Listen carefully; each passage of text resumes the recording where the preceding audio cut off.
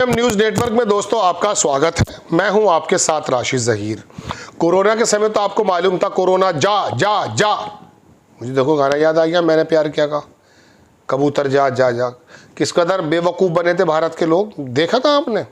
कोई टीन पीट रहा है, कोई चम्मच पीट रहा है, बॉलीवुड हॉलीवुड सारे के लोगों को बेवकूफ़ बना दिया गया था। चला गया था कोरोना। अभी पता चला कि उस साल अनगिनत लोग मरे, वायर ने छापी थी रिपोर्ट। मैं बताने ही आया हूं दोस्तों कि अभी फिलहाल थोड़ा सा झड़पें हुई हैं हमारी। युद्ध नहीं हुआ है, हमारा कन्फ्लिक्ट हुआ है।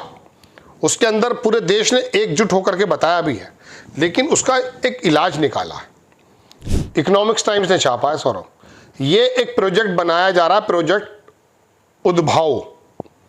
मैं सही अगर पढ़ रहा हूं, उद्भाव।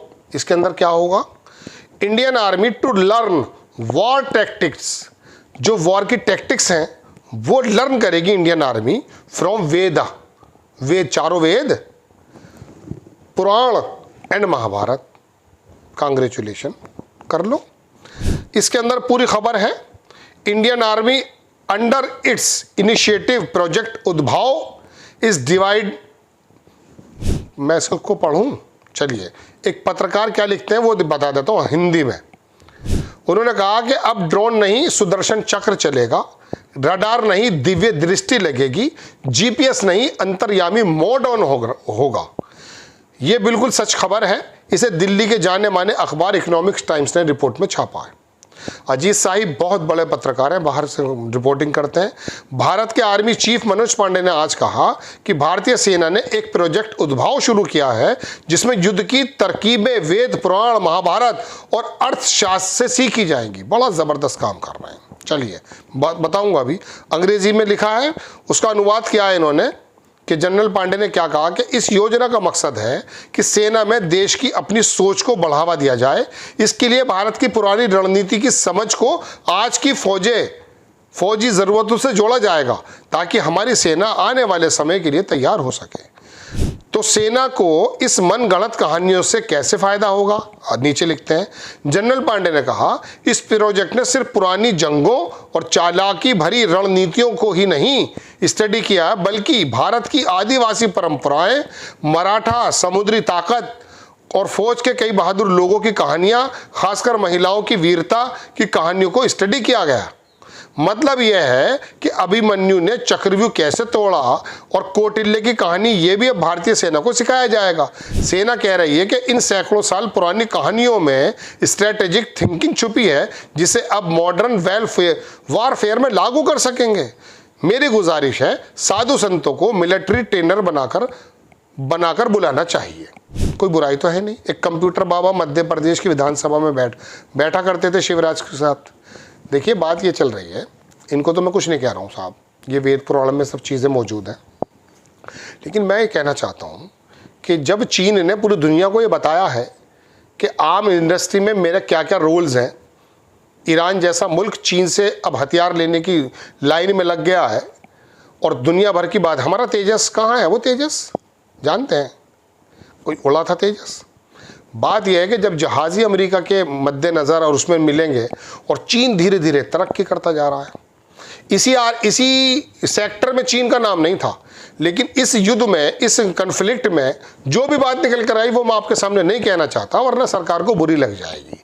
मैं बताना ये चाहता हूं दोस्तों कि चीन और वेस्ट की जो आर्म्स की इंडस्ट्रीज हैं वो इस बीच बड़े निगाह रखे हुए बैठी थी। दुनिया के बहुत बड़े अखबार की बात बता रहा हूं मैं आपको कि चीन के जो हथियार पाकिस्तान अपने इनोवेशन के साथ जो इस्तेमाल कर रहा है वो उसका रिजल्ट क्या निकलता है। मैं नहीं बता रहा रिजल्ट आपको, मैं तो सिर्फ इतना बताना चाहता हूं दोस्तों कि ये अब हमारी सेनाएं इस तरह से लड़ेंगी। ये सब बता रहे हैं, वेद पढ़ेंगी, पुराण पढ़ेंगी, ये सब चीजें देखी जाएंगी। तो दोस्तों अब सेना के अंदर पराक्रम दिखाने का एक नया तरीका खोज निकाला है।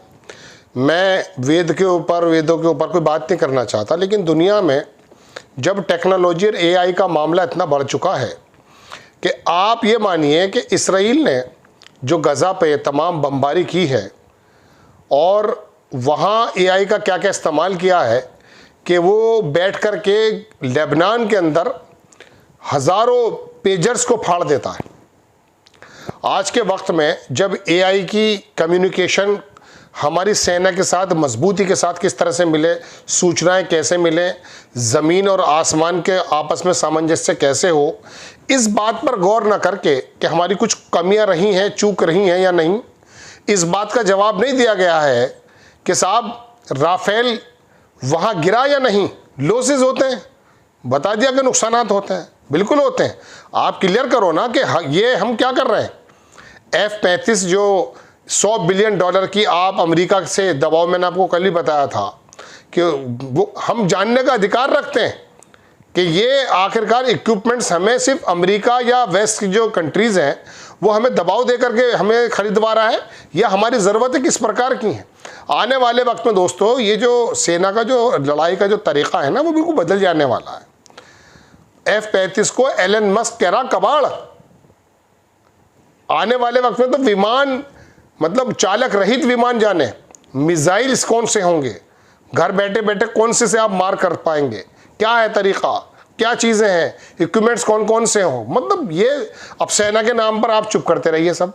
अब तो सेल्फ एनालिसिस का टाइम है ना भाई। सीज़ फायर करा दिए उसने, डोनाल्ड ट्रंप ने, जैसे वो बता रहे हैं। तो अब फिलहाल थोड़ा सा पता कर लें कहाँ क्या रहा है। देश के सामने 20-22 दिन बाद आप आए तो उम्मीद की जा रही थी कि एक एक बात बताएंगे। कितनी बातों का जवाब आपने दिया है, लोगों ने लंबे सवाल कर रखे हैं। चलिए, आप सुरक्षा के नाम पर, इस तरह के नाम पर डराते रहिए पत्रकारों को, विपक्षी नेताओं को। पूछे ना कोई बंदा, क्योंकि पिछली बार जो पूछ लिया था उसका तो आपको मालूम है कि आप फौरन एकदम लग गए थे कि देखिए हमसे पूछ रहा है पुलवामा का और बालाकोट के वो मांग रहे हैं। इस बार तो किसी ने नहीं मांगा ना। लेकिन अब हम ये तो जान सकते हैं कि तेजस क्यों नहीं उड़ा। मतलब हमारी अमेरिका से जो इंजन्स की जो डील हुई थी कितने बरस पहले हो चुकी, अब तक आए क्यों नहीं है। बात ये दोस्तों, इसके अंदर बहुत डीप अगर हम जाएंगे तो वाकई ठीक है, ये बातें मंजर आम पे नहीं होनी चाहिए, लेकिन ये भी तो नहीं होना चाहिए कि वेद से जा करके वहाँ पे लड़ाई करेंगे आप। ये तरीके हैं। मैं इसको फिर कहेंगे देखिए साहब वेदों का इनकार कर रहा है, तो फिर क्या करोगे, देश निकाला दे दोगे क्या। भाई मेरे, दुनिया जो है ना, बीमारी वो दवाई से जाएगी, नक्शेबाजों से नहीं जाएगी कि जा करके किसी मज़ार पे सर पे झाड़ू लगवा लिया जाए, अनुके साहब बीमारी चली गई, कोरोना जा करते चले। बेवकूफ़ बना दिया बहुत। अब बेवकूफ़ बनने का समय नहीं है, अब आंखें खोलने का समय है, पता करने का समय है कि पाकिस्तान जैसा आतंकी मुल्क आखिरकार हमारे सामने, हमने ठीक है जो भी हमने किया है, लेकिन टिका भी कैसे, थोड़ी देर के लिए भी टिका। हालांकि स्थितियां क्या हैं वो मैं आपको क्या बता सकता हूं। दोस्तों बात यह, हमारी सेना ने शानदार जवाब दिए हैं, लेकिन उसको और ज़्यादा सुदृढ़ करने के लिए, और ज़्यादा मजबूत करने के लिए ये तरीके अगर आपकी समझ में आते हैं तो बात अलग है। आपको खबर कैसी लगी अपनी राय कमेंट्स बॉक्स में ज़रूर दीजिए। चैनल को सब्सक्राइब कीजिए, शेयर कीजिए। नेक्स्ट टाइम में किसी खबर के साथ हाजिर होता हूँ। जय हिंद।